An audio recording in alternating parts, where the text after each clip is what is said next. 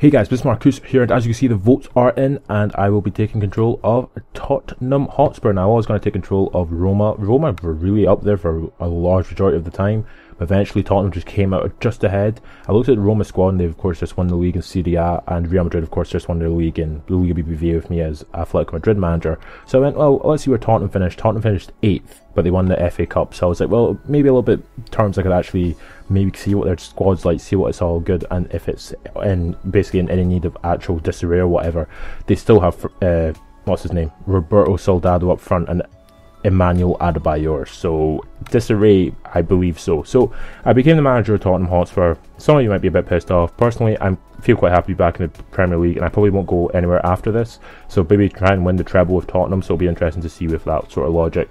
But of course the first whole point of the first season just to get back into the top 4, don't care about winning anything, just get back into the top 4, get into the Champions League. But I looked at the youth team. The youth team had the likes of Patrice Evra, this guy called Wilson from England, as well as Leon Osman and Scott Parker. So I decided to get all 4 of those players up. Probably should have got Julian Lescott as well, but I decided against it because, you know, what the hell's the point getting Julian Lescott? I didn't need an arm or centre backs until I actually looked at the team, and like the best player of course Christian Eriksen, and Hugo Lloris is their second best, Eric Dyer best, basically a pretty decent centre back. Then the rest of their team was extremely old, like Blazikowski, Vorm, Yunus Kabul, Federico Fazio, Etienne Capoue, Emmanuel Adebayor, like I've already said, and Moussa Dembele. It was just ridiculous. He has so many players who are either turning 30 or would be turning 30, because of course this was still the end of the Athletico Madrid season, so I still had to go to the next season. So I ended up getting rid of quite a lot of players, and I did bring in a huge amount, but I did of course get the majority of the deadwood and kept basically the players who deserve to be there. So the likes of Aaron Lennon, who deserved to go, but Andros Townsend deserved to stay because he was still relatively young. He wasn't too old in terms of the thing that he wasn't in decline in his development progress sort of thing. Villarreal was one of the players who, Villarreal, the Portuguese player, he was like 32 years old and he was only rated like 70 odd, so I decided to get rid of him. I went and actually bought Gaston Ramirez of all the players in the world, because of the fact that he was going onto a free transfer. He only really wanted about 2 million odd roughly for his salary for 5 years, so I thought 2 billion a year isn't actually that much, to be honest. So went ahead with it and ended up getting Gaston Ramirez for a 5-year contract, basically for free, an 81 rated right mid / left mid / attacking midfielder. So a pretty decent solid thing to get for that in total. But as you see here, I show off the Barclays Premier League table just to basically confirm that Arsenal finished top, Man City finished 2nd, Chelsea 3rd, Liverpool 4th, Man United finished in 5th, and then the gap was huge all the way down to Tottenham, who were in 8th. Southampton just finished above us in 7th. I also went out and bought this Holberg player who played for Bayern Munich. These were some of the players I was looking at to get for Atletico Madrid, but I decided against it. I think these players have been on my favourites list for like maybe 6 months in game time, so it was quite a long time of them being on my favourites list. I went out and bought some of these players. Some of them, of course, very young players who basically deserve to be playing a lot. Like so Luke Shaw, for example, who actually ended up playing with, of course, at Southampton. He was on loan in the first season, and I ended up actually going straight out and buying him. I needed a left back, of course, because I don't actually have a good left back. I mean, Ben Davies is an alright left back, but they were roughly the same age, and of course, Luke Shaw's rated 80 odd, so it was better to get him in rather than just stay with the relatively not highly rated what's his name? Ben Davis. I also went out and bought the regen of John Terry. Of all the people to buy, I went and bought the regen of John Terry because he is so goddamn good in this game. So I went out and gave them Federico Fazio, I think there it was Evian. I think I gave them Federico Fazio on about 5 million, and basically to get John Terry for a 5-year contract or a 3-year contract, whatever the hell it was, because I know that John Terry of course is going to become one of the best centre backs in the Premier League easily. So of course if I stay at Tottenham for more than like 3 more years for example, I could actually end up getting a pretty decent player. I also went and got this Ayan player who plays for Bayer Leverkusen in real life, I think. So I got him as well. He was also on a free transfer, so that wasn't too bad as well. And of course the season officially ended. I was still at Atletico Madrid, and we of course qualified for the Champions League. But as you see here, Sunderland, Cardiff and Wolves got relegated. Leicester, Crystal Palace and Reading got promoted. So of course that's always good to see some good players, well, some good teams back in the Premier League, to be honest. But That being said, Gaston Ramirez officially joined up with the squad, and I ended up just clearing all of the deadwood out of the team. But first I looked for the youth team, as you always do, and I ended up getting Simone Pepe as well back into the squad, so he's a pretty decent player. I was looking at this Okubo player, the Japanese one, and I decided against it, but at the moment he's an against, but I could potentially get him, I'm not really sure yet. But I've officially confirmed getting Holberg in, which is pretty decent, a good centre midfielder player who's only 22 years old. Luke Shaw, 22 years old, 80 rated player, left back, everyone knows who Luke Shaw is. I also get John Terry in, as well as some other players, but for the moment the squad was a bit too large, so I'm to get rid of some players. So for example, Ryan Mason, unfortunately I had to release him. He was only rated 69 overall, and he was like 23 years old, so it wasn't really worth it. I looked at the transfer list, and for some reason Athletico Madrid were giving up Koke, and I was like, well, this is an opportunity for me to get him. So I went out and actually put him on the favourites list, as well as Radosevic, because those two players I've been looking at for quite a while. And of course Koke is one of the best players, like personally for me he's one of the better players in the actual game. But when I went through the top rated players in the world, the likes of Christian Benteke and Karim Benzema and Wayne Rooney were like, their availability was only 2 out of 5, so I thought I could potentially get them. So I put them on the favourites list and tried to get each of them throughout this whole episode. Basically this whole episode is just me doing transfers. There's one game at the end, the Charity Shield against Arsenal, but apart from that there wasn't anything else. But 3 new players joined up to the squad, and those 3 players were Pepe, someone else, and Holberg. That's it.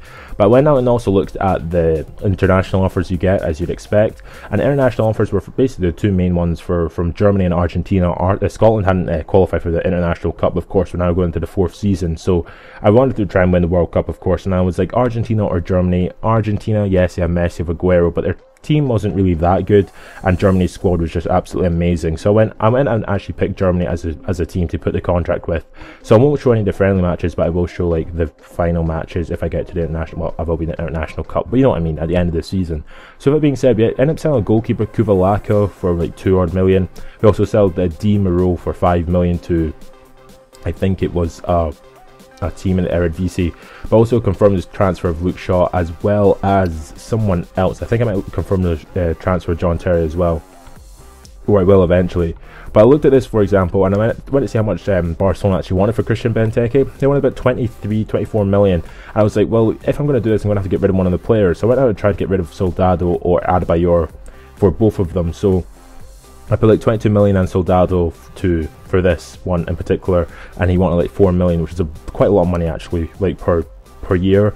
And of course, get him on a 5-year contract, I was like, I'm not really too bothered about that. I also went and looked at Benzema, of course, and Benzema would give like 20 million and Adebayor, because even though Benzema's in decline, he's still one of the better strikers in the actual game, and of course he'd be cheaper than playing outright for Christian Benteke.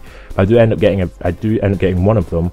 I'm not going to tell you which one I get, because it all sort of came down to price in total, really. That's how it sort of came to it. And I wasn't really too bothered about the potential, because I can always get another striker. For example, the Okubo player in my youth team could end up being absolutely amazing. So all sort of comes down to that. So with that being said, we went on and looked from like through other players, of course, because there's always other players to look at. And of course, I made a transfer negotiation for Koke from Athletico Madrid. They only wanted like 20 odd million for him, and I was like, that's pretty decent. They wanted 4 million a year basically, and I was like, fine with that, because I know Koke is absolutely amazing. So I ended up getting Koke eventually. I do like mess about with the transfer fees for a bit, because you know that's what it's all about. You want to try and get the best offer which you can possibly get. I think I give them via Riena or Aaron Lennon. It's one of them. Like basically it just doesn't matter, because it's just trying to get replacing players within the squad, because of course you're only allowed a squad of 32, so it was a bit annoying. But Aaron Lennon, 22 million, can't really complain. So with that being said, we accepted the job, make sure that we were getting a Germany job for next season, which is 100% confirmed. So we're being part of Germany for the International Cup. Luke Shaw joins up the squad, and we're into the first match of the episode. So well, we're going to go into the first match of the episode after this, because for some reason Chelsea wanted to bid for Eriksen, my best player, for 12 million. Never going to happen. And they also bid for Hugo Lloris for like 4 million, well, 13 million, and I was like, no, those are my 2 best players, I'm not selling them to Chelsea, no way, Jose. Also looked at some other players. I eventually getting Ayan as well for a centre-back, another good centre-back player to have. And I'm also getting Koke here as well. I actually accept the terms for it, and we paid 24 million for Koke, so we only have 9 million left. So we end up just negotiating a bit more with over the Benzema and Benteke, just to make sure that we could, if we wanted to, we could get them. But at the moment we were looking for another striker partnership, or another striker in general, just to get, because we didn't actually have a striker to play. So we're not giving Villarreal and like 9 million to Bayer Leverkusen for Heung-min Son, the striker / left midfielder, right midfielder player who plays for Bayer Leverkusen in real life, and he's a pretty decent player in this game, so I decided to go out and get him because he's good enough. I mean, he's 82 rated, I can always do better with that. So with that being said, we went into the first match of this game, and it was against Arsenal, like I was saying, the FA Community Shield, Charity Shield, and for some reason it's at the Emirates Stadium when it really shouldn't be. For some ridiculous reason, Arsenal's team is like ridiculously overpowered. It's just crazy with how many players they actually have, like Phil Jones, Raphael Varane. They have Per Mertesacker for some reason still playing at the back, even though Laurent Koscielny's still there and he's probably better than him. And they have Chesney in goal, Gibbs at left back, Alaba. They also had the likes of Ozil as well, Sanchez, and for some reason they were playing Yaya Sanogo up front, which I will never get, because they of course sold Olivier Giroud to Manchester City. But as you see there, interestingly enough, Abu Dhabi was on the bench for Arsenal, which of course is always a good thing to see, considering that he's not in there anymore in real life anyway. So with that being said, of course, for some reason, as you know, they showed the beginning of this for like 2 matches during a season, which would be against Arsenal and like the first match of the season, which is really weird. But as you see, our lineup is drastically different than the one you're used to seeing, with the likes of Lloris, John Terry, Wilson, Dyer, Shaw, Holberg, Paulinho, Ericsson, Ramirez, Townsend, and I had to play a striker, so I played Blazikowski up front in a second striker role. He was rated like 74, which wasn't too bad considering his normal rating is 76, so sort of went against the curve that you'd expect, just to basically go and play some sort of player there in general. So with that being said, the game sort of kicked off as you'd expect, Arsenal kicking off and just passing it about a lot more than you'd expect, but then again, they were Arsenal and they're one of the teams to do that. So in the 6th minute of the match, he gets shot away eventually. Mesut Ozil on the ball gets a shot away. It's a really good strike just wide of Hugo Lloris's post. And in the 26th minute of the match, Yaya Sanogo just basically runs past, I don't even know who it was, gives it to Alex Oxlade-Chamberlain, and he pops in the back of the net to give Arsenal a 1-0 lead over me. And this is quite hard for me playing as Tottenham, because of course I'm an Arsenal fan in real life, but to be fair, it doesn't really matter. It's a game. What the hell am I going to complain about? But in the 31st minute, literally from the kickoff, I get the ball forward. Gas Ramirez gets an opportunity and he pops him back in the net for his first goal for the club on his debut, basically. So he's a pretty decent player. Blazikowski doing a pretty good job up front as well. As you see there, like a really close game in terms of stats as well. And eventually in the 57th minute of the match, Blazikowski skins past Alaba and then just finesses it into the top corner past Wojciech Szczesny to give us a 2-1 lead going into the last half an hour of the match, which is really good for us because of course we're going up against a lot of harder teams. And then in the 73rd minute, Andros Townsend gets a corner kick after a ridiculous attempt, which Ericsson hits into the box, and from in the box, Nacer Chadli, who'd literally just come in as a substitute, heads it in the back of the net to give us a 3-1 lead over Arsenal in the Community Shield, which is just fantastic for us because basically it shows that we don't have to improve that much more than what we already have. But again, the Community Shield doesn't really mean anything. I mean, yes, we won it, but what does that mean? Does that mean we're going to have a good season or what? So I don't really know. Potentially, if we win the title, we win the title, but if we get the top 4, which is what I'm aiming for, I'll be happy with like finishing 3rd, maybe winning the cup and potentially winning the Europa League, because we're in that because of the winning the cup last year. So really, to be honest, I don't really care that much. As you see from the stats, 10 shots, 8 on target from us, pretty decent. 8 shots, 3 on target from Arsenal, and Blazikowski got man of the match. And with that, he actually got straight away transferred to, I think it was FC Lorient, which is pretty decent for him. Etienne Capoue also got sold, as well as Michel Vorm, and I'm trying to think, the last player was Elandol, who I'd never heard of. It was just his ridiculous hairstyle. I sort of gave him away because of that, but I ended up getting quite a lot of money from that, 31 million. And with that 31 million, we went back and looked at the 2 players we could potentially buy with the money, which basically was between, what's his name, Benteke and Benzema.